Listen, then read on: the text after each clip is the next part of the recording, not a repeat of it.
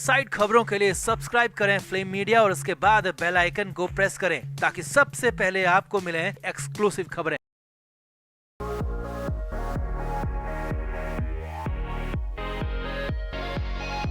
महाराष्ट्र सरकार में कैबिनेट मंत्री नवाब मलिक मुसीबतों के भंवर में फंसते ही जा रहे हैं और भंवर भी ऐसा है कि मलिक के साथ साथ नवाब मलिक के आसपास के लोग, परिवार के लोग भी बुरी तरह से फंसे हुए हैं। जी हां, नवाब मलिक को लेकर जो सबसे बड़ी खबर आ रही है वो ये है कि अब नवाब मलिक के बाद उनकी पत्नी और बेटे को ईडी की तरफ से अल्टीमेटम दे दिया गया है। ईडी दफ्तर में पूछताछ के लिए आने की आखिरी तारीख भी तय कर दी है, यानी कि अब एक आखिरी मौका नवाब मलिक की पत्नी और बेटे के लिए ईडी की तरफ से दिया गया। ईडी दफ्तर के सूत्रों की माने तो ये आखिरी ऑफिशियल वार्निंग है, इसके बाद कड़ा एक्शन लिया जाएगा और अब अगर इस तारीख को भी मलिक की पत्नी और बेटा नहीं पहुंचते हैं तो फिर ईडी का एक्शन क्या होगा और गिरफ्तारी के कितने फीसदी चांसेस हैं, सब कुछ आपको सिलसिलेवार तरीके से बताते हैं। आप इस वीडियो को शेयर करें और कमेंट बॉक्स में अपनी राय जरूर दें। तो नवाब मलिक कोई मामूली इंसान नहीं है, वो महाराष्ट्र जैसे बड़े राज्य के कैबिनेट मंत्री हैं और जेल में रहकर भी वो मंत्री पद पर बने हुए हैं। ईडी की टीम भी अच्छी तरह से जानती है कि वो क्या कर रही है, किसको पकड़ा है, किसके खिलाफ जांच कर रही है और अब आगे क्या करने वाली है। ईडी की टीम के पास मलिक के खिलाफ पुख्ता सबूत है, ये बार बार ईडी की टीम दावा कर रही है। तभी तो 4 महीने होने जा रहे हैं मगर मलिक को कोई भी कोर्ट जमानत देने को तैयार नहीं है। ईडी मलिक के खिलाफ 2 चार्जशीट भी दाखिल कर चुकी है। दोनों ही चार्जशीट करीब 10,000 पन्नों की हैं, जिसमें ईडी ने ए से लेकर जेड तक कई सारे आरोप या कहें कि आरोपों का पूरा जखीरा नवाब मलिक पर लगाया है। और ईडी की ही चार्जशीट में मलिक की पत्नी महजबीन मलिक और बेटे फराज मलिक का भी जिक्र है। दोनों पर आरोप है कि ये भी मलिक की मनी लॉन्ड्रिंग, फंडिंग और डी कनेक्शन से पूरी तरह से जानकार थे, भागीदार थे और इन्हें भी सब कुछ पता था, ऐसा ईडी का कहना है। जब से मलिक की गिरफ्तारी हुई है, ईडी की मलिक के बेटे और पत्नी से पूछताछ करना चाहती है मगर दोनों ही ईडी दफ्तर में पेश हो नहीं रहे हैं। रिपोर्ट्स की माने तो ईडी की तरफ से नवाब मलिक के बेटे को 5 बार और पत्नी को 3 बार समन किया जा चुका है मगर दोनों में से एक बार भी कोई भी ईडी दफ्तर में हाजिरी देने या फिर पूछताछ के लिए नहीं पहुंचा। दोनों ने हर समन को अनदेखा किया मगर अब ऐसा नहीं होगा क्योंकि अब ईडी की तरफ से आखिरी अल्टीमेटम दे दिया गया है। मलिक की पत्नी महजबीन और बेटे फराज मलिक के लिए ईडी की तरफ से आखिरी तारीख तय कर दी गई है।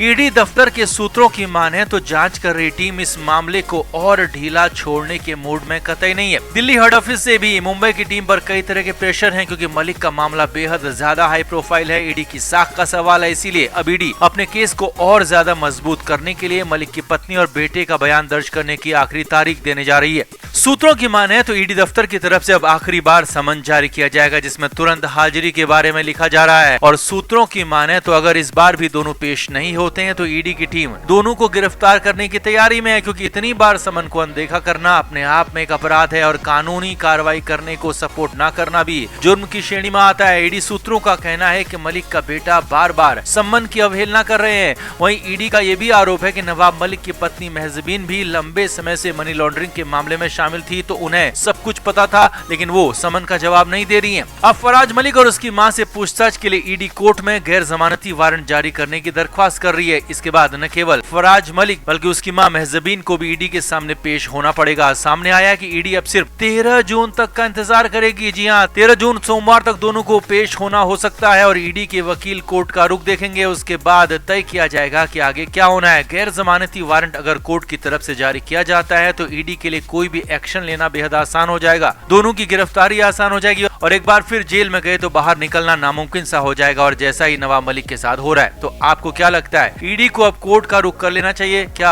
अब अगर नवाब मलिक की पत्नी और बेटे के खिलाफ गैर जमानती वारंट जारी होता है तो मलिक के परिवार पर कितनी बड़ी आफत आएगी? आप भी कमेंट बॉक्स में अपनी राय जरूर दें, वीडियो को शेयर भी करें।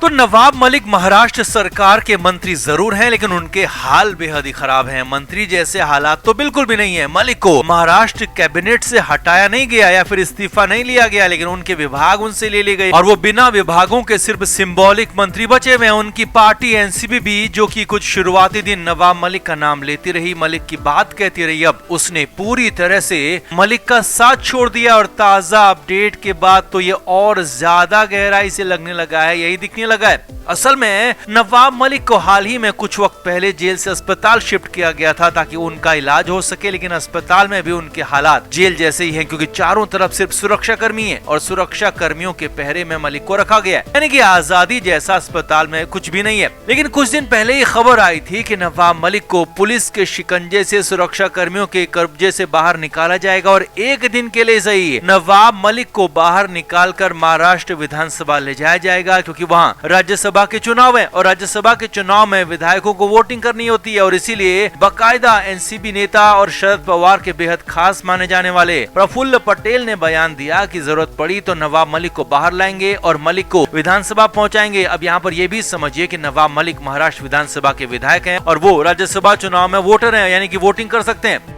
अब इस खबर के बाद सूत्रों के हवाले से खबर थी कि मलिक भी खुश थे कि कम से कम एक दिन किसी न किसी बहाने से तो सही वो खुली आबो हवा में वो सांस ले पाएंगे, खुली हवा में रह पाएंगे। लेकिन अब इस पर एनसीपी की पलटी ने मामला ही पलट दिया है। जी हाँ, उस दिन के बाद से एनसीपी ने चुप्पी साध ली इस पूरे मामले पर और नवाब मलिक का जेल जैसे हालात से बाहर निकलना मुश्किल ही नहीं बल्कि नामुमकिन हो गया और इसकी वजह भी साफ साफ सामने आ गई है। और वजह ऐसी है कि एनसीपी ने पूरी तरह से उसके बाद नवाब मलिक से दूरी बना ली है। एनसीपी ने राज्यसभा चुनाव में एक ही कैंडिडेट अपनी तरफ से उतारा और जीतने के लिए 42 वोटों की जरूरत है, जबकि एनसीपी के पास महाराष्ट्र में 54 विधायक हैं, यानी कि 54 वोट हैं और नवाब मलिक के साथ ही अनिल देशमुख वोटिंग नहीं भी करते हैं तो भी एनसीपी उम्मीदवार को कोई फर्क नहीं पड़ेगा, क्योंकि एनसीपी उम्मीदवार को सिर्फ 42 वोटों की जरूरत है और वहां पर 52 वोट पहले से ही मौजूद हैं। तो ऐसे में एनसीपी उम्मीदवार आसानी से राज्यसभा का चुनाव जीत जाएगा। लिहाजा मलिक के वोट की अब पार्टी को जरूरत नहीं है, मलिक की जरूरत नहीं है। माना यह जा रहा है कि इसके बाद से ही एनसीपी ने नवाब मलिक के मामले पर चुप्पी साध ली है। हालांकि साफ साफ तो कुछ नहीं कहा है कि मलिक को बाहर लाएंगे नहीं लाएंगे, लेकिन हाँ, मलिक के मामले पर अब कुछ भी नहीं बोला जा रहा और ये भी नहीं कहा जा रहा कि उन्हें वोटिंग के लिए बाहर लाया जाएगा।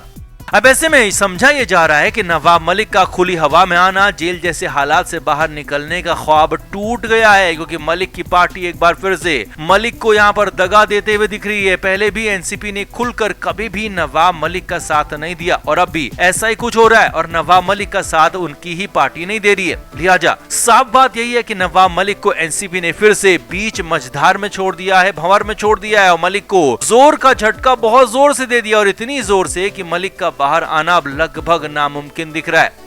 अब सूत्रों के हवाले से खबरें ये भी आ रही हैं कि इस खबर के बाद, यानी कि इस अपडेट के बाद नवाब मलिक भी नाराज हो गए हैं, भड़क गए हैं। जी हां, ऐसी भी खबरें आ रही हैं कि मलिक पार्टी से पहले ही खासे नाराज हैं, क्योंकि नवाब मलिक को भी लगता है कि उनकी पार्टी एनसीपी उनके साथ उस तरह से खड़ी नहीं दिख रही है और इस बार जब मौका था तो इस बार भी पार्टी ने हाथ अब पीछे खींच लिए और अब नवाब मलिक का जिक्र तक नहीं हो रहा, नाम तक नहीं लिया जा रहा और इसीलिए अब नवाब मलिक बेहद ज्यादा नाराज बताए जा रहे हैं शरद पवार से भी और अपनी पार्टी से भी। अब जो भी हो, नवाब मलिक नाराज हो या फिर खुश हो, इससे कोई फर्क पड़ने वाला है नहीं और मलिक को हर तरफ से झटके दर झटके लगने और इस बार उनकी ही पार्टी ने बड़ा झटका दे दिया है। तो आपका क्या मानना है, क्या वाकई नवाब मलिक को पार्टी ने जोर का झटका जोर से दिया है या फिर कुछ और हो सकती है इसके पीछे की वजह या फिर पार्टी के चुप रहने की वजह? आपका क्या मानना है, आप भी कमेंट करके अपनी राय जरूर दें, वीडियो को शेयर भी करें। Flame media report.